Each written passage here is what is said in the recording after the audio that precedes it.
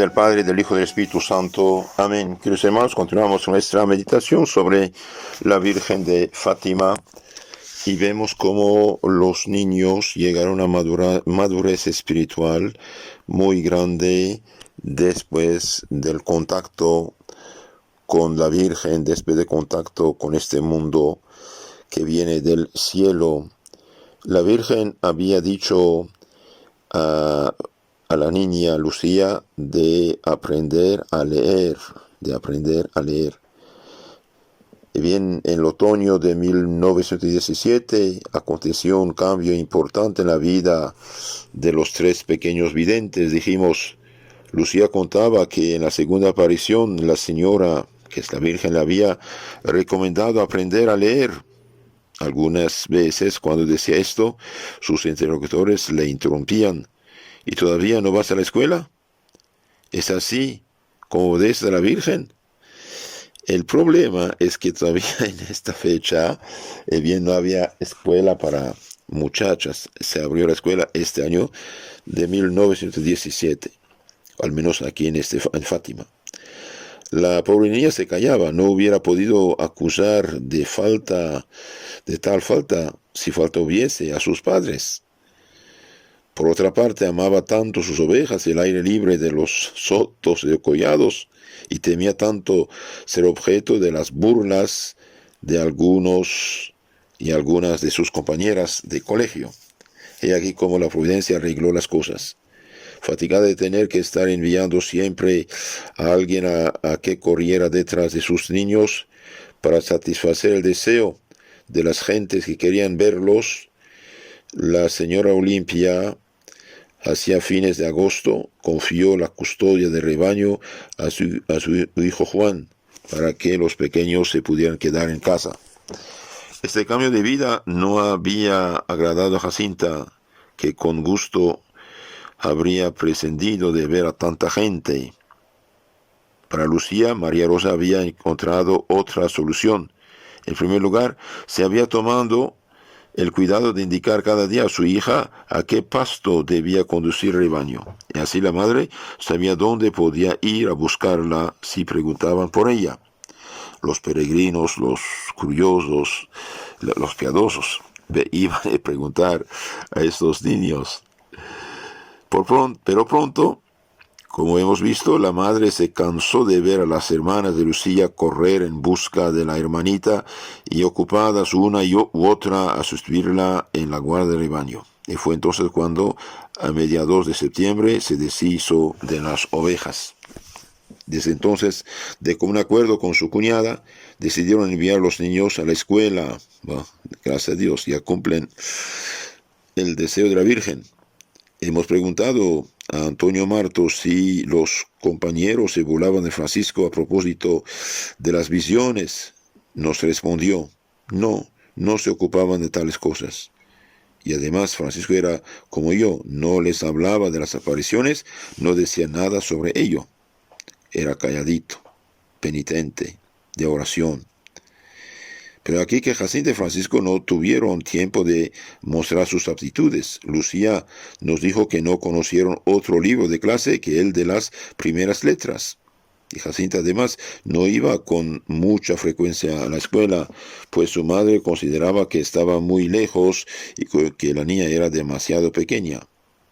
A la entrada y a la salida de clase y durante los recreos, las dos amigas dejaban que sus compañeras jugaran mientras ellas iban a la iglesia a hacer compañía a Jesús sacramentado. Miren, niñas de menos de 10 años, en lugar de jugar durante el recreo, iban a la iglesia a visitar el Santísimo Sacramento. Sabían que Jesús estaba ahí y sabían que rezando frente al Santísimo recibían luces, consolaciones y gracias. Parece como si me adivinaran, decía Jacinta. Tan pronto como entro en la iglesia, comienza a llegar gente que quiere verme. Me agradaría tanto estar sola hablando con Jesús oculto, es decir, sacramentado. Pero no nos dejan. Con frecuencia se trataba de gente de los caseríos, pueblos vecinos, de alma sencilla, que las buscaban para confiarles todo aquello que les preocupaba. Si a veces les encomendaban a un pecador escandaloso o desgracia de una familia, ellos decían: oraremos por él y ofrecemos sacrificios para que se convierta y no vaya al infierno. Pobre desgraciado. Qué maravilla, ¿no? Qué maravilla. Niños tan chiquitos que dicen a gente que les pide oración, como gente de fe, gente de confianza. Y siempre el pueblo cristiano fiel que tiene fe pide ayuda, pide socorro al cielo mediante sea sus santos ministros o sus pequeños ministros como estos, pero en santidad son grandes. ¿Qué dicen estos niños? Y bien, oraremos por este pobre pecador, dice, ofrecemos sacrificios, ayunos, oraciones, privaciones, para que se convierta y no vaya al infierno.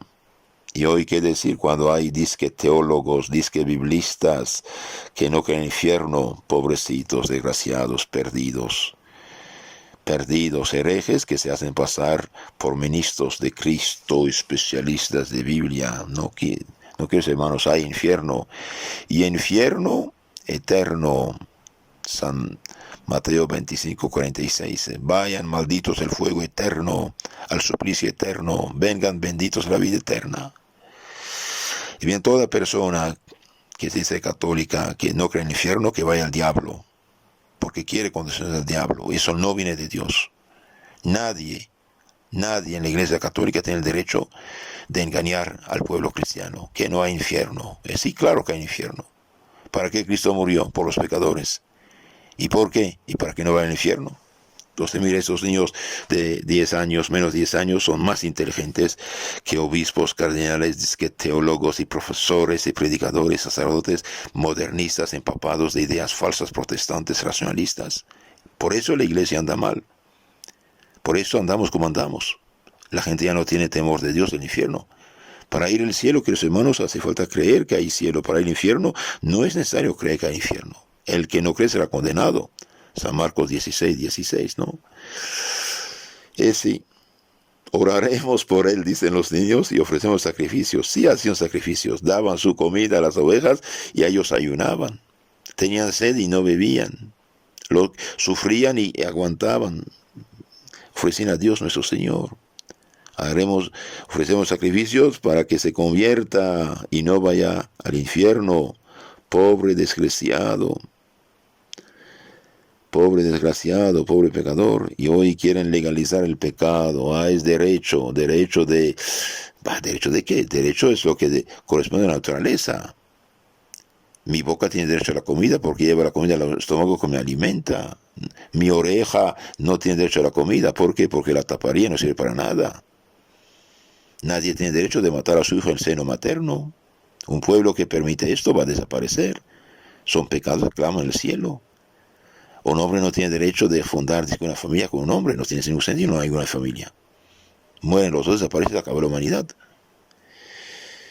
Entonces rezan para que no vaya al infierno. Con qué entusiasmo aprendían los tres el catecismo, Francisco y Jacinta sobre todo, para poder hacer su primera comunión. Este era su mayor y único deseo. Aprendían el catecismo con grande deseo para recibir a Jesús en su corazón.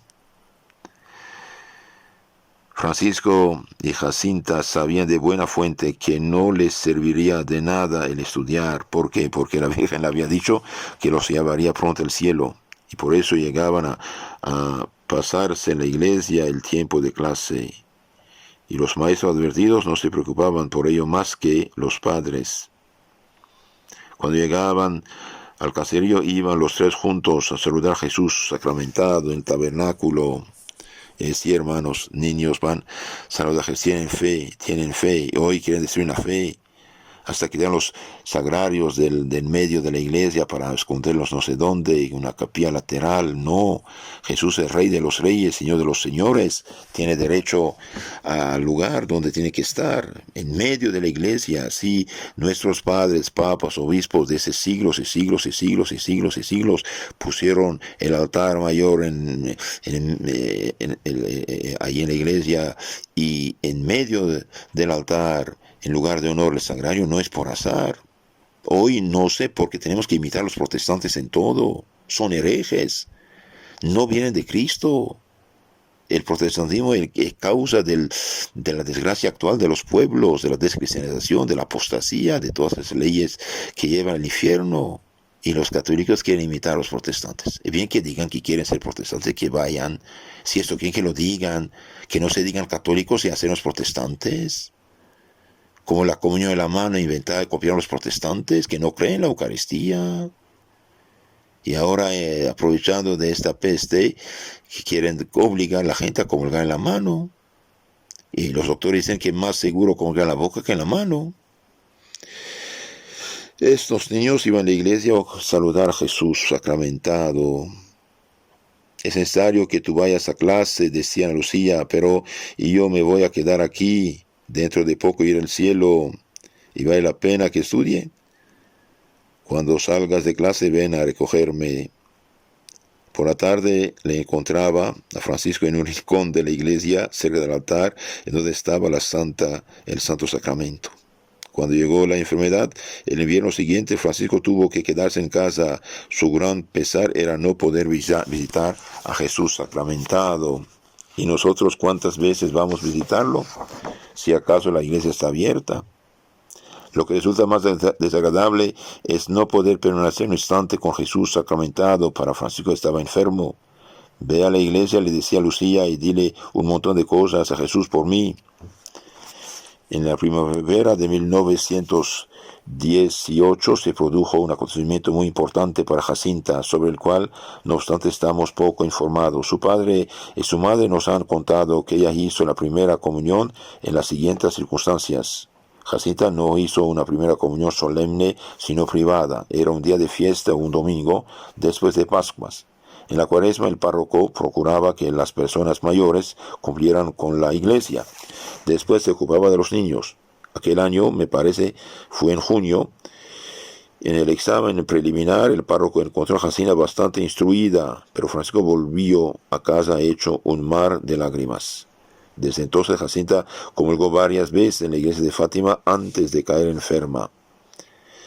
Es un interrogatorio oficial. El abate Márquez Ferreira ha declarado que Jacinta hizo su primera comunión con una madurez y una piedad superior a la de los otros niños. ¿Ves? Claro, había sido la escuela de la Virgen. Rezaba. Desgraciadamente estas, con todas las noticias que tenemos sobre los sentimientos de Jacinta en ese día tan deseado, pues no sabemos mucho. Sor Lucía de Jesús. Más tarde, hecho, Lucía se hizo Sor Lucía, religiosa, a la que hemos interrogado especialmente sobre este punto, no ha conservado ningún recuerdo sobre la primera comunión de su prima. Pero al menos nosotros sabemos que, por otra parte, cuando Jacinta diga a Jesús que le ama, le encontrará en lo más íntimo de su propio corazón. Se ha cumplido lo que era su sueño sobre la tierra. Ha recibido Jesús en el corazón. Solo le queda poseer a Jesús en el cielo, allí en donde Él no se oculta, sino donde se manifiesta con toda su gloria y su belleza. Queridos hermanos, el Papa San Pío X permitió que los niños comulgaran temprano. Dijo: los suplico que Jesús entre en los corazones antes que el demonio. Un niño de 6, 7 años, póngale, que ya sabe diferenciar el pan eucarístico del pan profano, que sabe los rudimentos de fe, que sabe la hostia consagrada es Jesús, es Dios y no es un mero pan, puede comulgar, claro, con la esperanza que sus papás seguirán su formación cristiana. Que los niños aprendan bien las cosas, y los primeros catequistas de los niños son los papás. Claro, la iglesia ayuda algo, pero son los papás, y por eso les mandaré a todos el catecismo bíblico apologético electrónico, para que tengan este catecismo y aprovechan especialmente de las preguntas y respuestas que son para los niños, para que preparen a sus hijos. Que Dios los cuide en nombre del Padre, del Hijo y del Espíritu Santo. Amén.